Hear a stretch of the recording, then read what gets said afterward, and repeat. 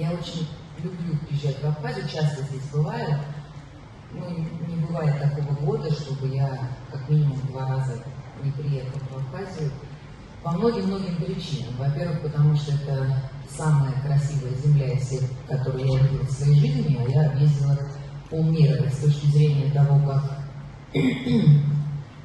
одарила природа все страны, ну, кроме, конечно, моей одной страны, России, мы ее, как любой человек, отделяет свою собственную родину, все другие страны, где я была, с точки зрения того, как дышится, как ходится, что видно, чем можно любоваться, мне Абхазия нравится больше всех.